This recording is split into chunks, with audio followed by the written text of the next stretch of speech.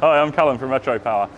Since 2020 we've been doing a weekly walk around our workshop called the Uncut series, where we show the progress on the various projects we're working on. We thought it would be really cool if we edited together all the segments that relate to each individual project into one series, so you can actually follow the build of an individual project start to finish. So that's what we've done. Welcome to the Dream Car Build series.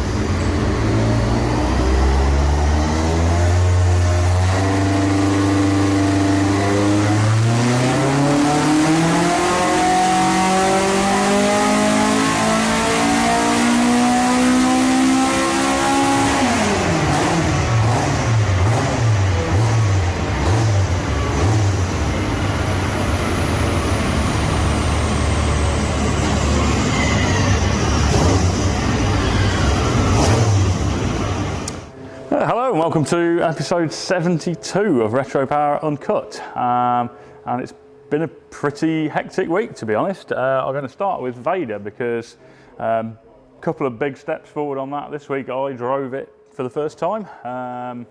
It's now MOT'd and ready for road testing session, and in the lead up to that, actually the day before, it had its second rolling road session. So we did an original map on normal 95 octane fuel, and we were a little bit disappointed with the results. I mean, my reasoning at the time was I thought, well, if it gets stranded out on the road and it's unable to find any super, it's in South Wales, might be nice just to have a normal map. However, it made, I think off the top of my head, 250 something horsepower, which was way down on where we expected. So we thought, well, we'll go back and do a second map on 99 octane. And the difference was just remarkable. We could run something like another, I think it was 10 degrees of ignition timing, of ignition advance. And so ended up making 285 horsepower, which is much closer to where we expected it to be. It was around that when it was engine dyno, a tiny bit more, but you're always going to knock back a little bit with the exhaust system and the air filter on there. So yeah, really happy with that. No issues at all on the dyno.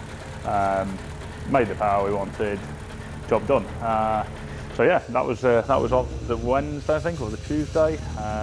On the Wednesday, I then took it out on the road for the first time. As always, with the first time it's ever driven, there are a couple of little things I need to address, but nothing major. I was really happy with the way it drove in general. Maybe I'm going to be doing some further road testing, might try and get some footage of that. At the moment I'm going to rebleed the brakes because I wasn't totally happy with the pedal feel on the brakes, and there were a couple of very minor niggles, but it's basically just getting some miles on it now. A couple of visual changes. We were waiting for a batch of Xylan coated parts, which I'll go into a bit more in a minute when we look at the Morris parts. But amongst those parts were all the exterior fasteners for this. We had a set of them on the car already. They were stainless steel or zinc plated fasteners, but we wanted them to be black. So we've got all of the exterior fasteners coated black now. They've been fitted, which really sort of completes that murdered out look that we've got going on. And I can't remember if they were already fitted last time, but the wheel centre caps are in. We also received back a couple of parts that were being drawn last week. They've now been machined, which is the lettering for the back panel. So we've done in the Vauxhall font. There used to be individual letters that said Vauxhall across the back. We've copied that font but done the letters to spell the word Vader. They've been machined and they've just gone off today, I think, to be black anodised. So then once they're back, they'll be fitted on there. And then also the window winder knobs, I think I mentioned last week, that there was a slight oversight in that the cage was too close to the window winder to be able to wind them. And we designed these little round knobs so you could wind the windows with those. They were machined, they arrived back this week, and they've also gone for anodising with those other parts. So once those parts are back and the headlamp bezels are done, that's basically complete except for whatever crops up during road testing. So we're getting perilously close to handover on that one.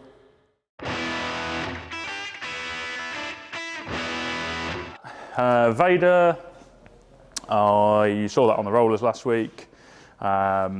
Few little details we've done since we've bled the brakes because I wasn't happy with the pedal feel. I haven't had a chance to go out on it yet. I'm hoping to get that done very shortly. We've got the various bits that went for anodizing back. So the knobs for the window winding, they've been fitted now. The letters for the rear panel are back. I'm hesitating on fitting those because I know the owner wants to have it PPF'd, and it's probably going to be better to fit those afterwards. The headlight bezels are going to be machined in the next week or so. And that's basically the finishing touch in terms of assembling it.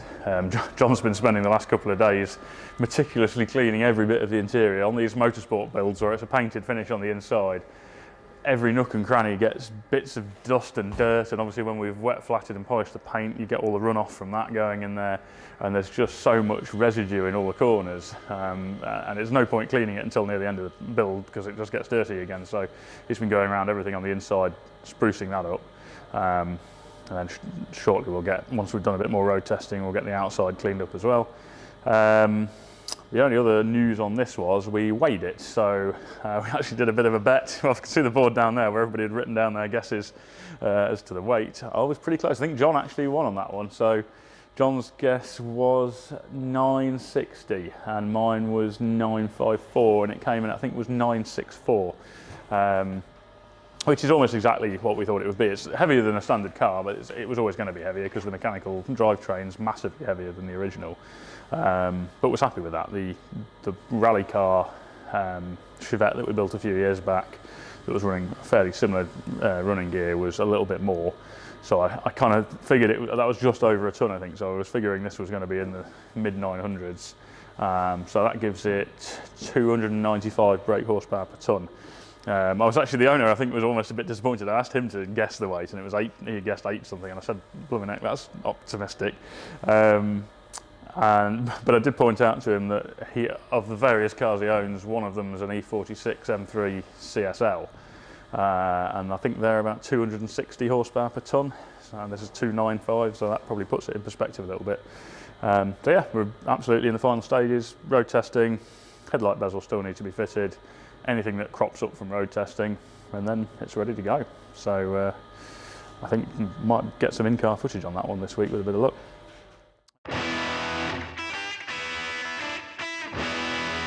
Chevette. I have been out on the road this week, so I can't remember whether I think I'd done a little bit of a drive to the MOT station last time, and the only thing only main complaint I had from that drive was that the brake pedal feel wasn't particularly great.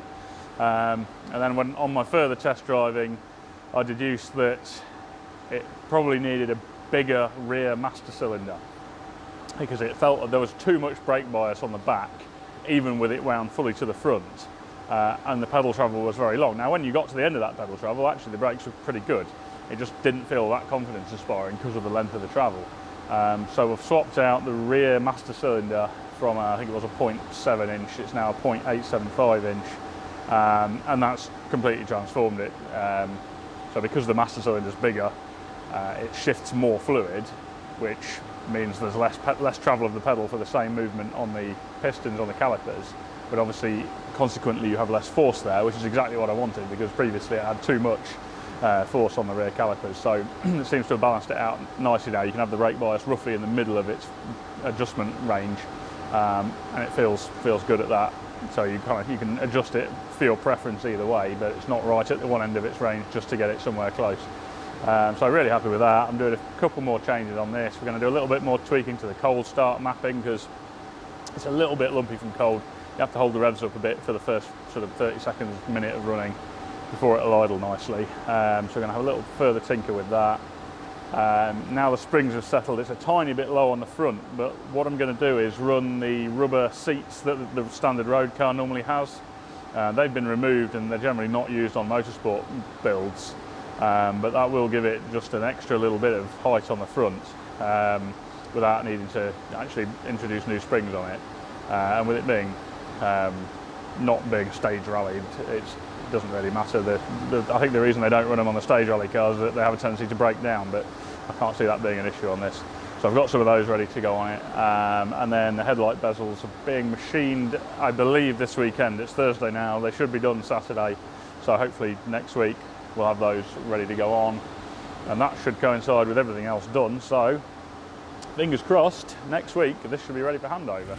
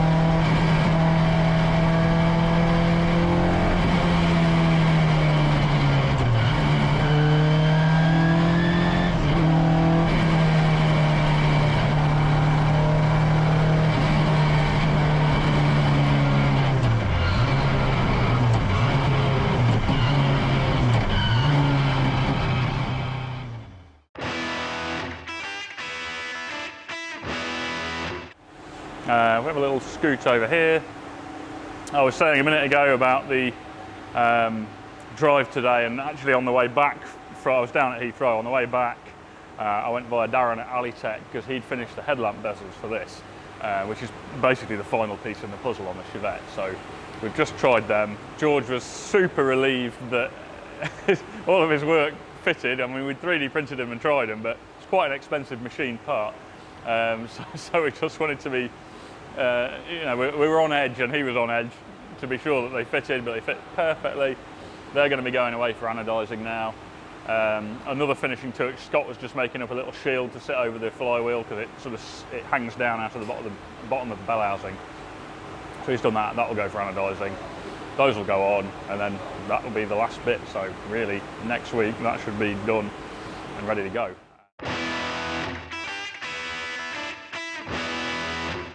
Vader, which is now missing from here, is in our paint booth because Scott is doing the final clean off basically before it goes to Topaz, who are going to be doing the final detailing and PPF job on it. We had a few little jobs left to do on it. We got the headlight bezels back from anodising. They look stunning. They've always been a subject throughout the whole process from when we decided to do our own sort of machined headlight surrounds. I was a bit nervous about how they'd turn out, and then when I saw them machined in the bare aluminium, I thought, wow, yeah, they're going to look pretty smart. And then when I saw them in the black, I was just like, yeah, that's perfect. So they're on the car now. George is just making a template for the Vader lettering that we had machined for the back panel. Because Topaz want to put the PPF on before we put the badges on, we're making basically a mounting alignment template so they can offer that up after they've PPF'd it and align all the badges and just stick them on themselves.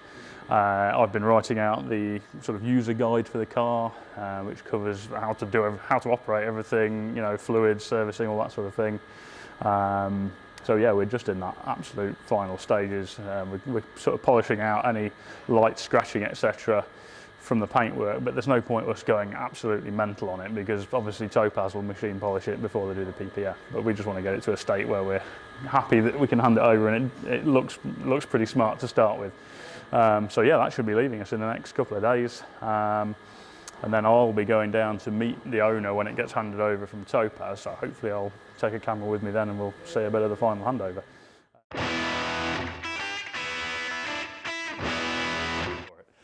So Stratos is back in the mix, and actually we've walked into what looks like an incredibly Spartan workshop. We've almost had to move things out to make it look more busy because Vader's now gone.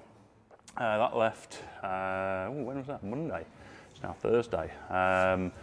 That left us to go down to Topaz Bristol to be detailed. Well, then shipped over to Topaz London to have the scanning work done to create a custom PPF kit for it. But then sneakily, the owner, who lives not that far from Bristol, South Wales, rang me up from Topaz Bristol to completely without warning me he was going to go and see the car, to say I'm sitting in the car. So hopefully he was happy. It's now in Topaz London, having a custom PPF kit made. So that freed up a space. And then the orange Escort, which was in here, promptly went through to occupy the paint booth in there after Vader had left, because that's now ready for Gaz to do the paintwork on that. And that's left it looking really quite spacious in here.